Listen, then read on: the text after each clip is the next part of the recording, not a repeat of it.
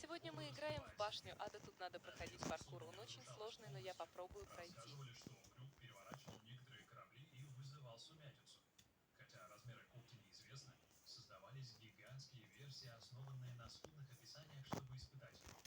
Многие модели действительно смогли поднять корабль с земли.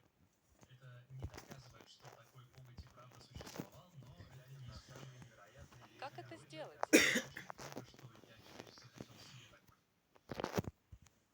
Адский огонь.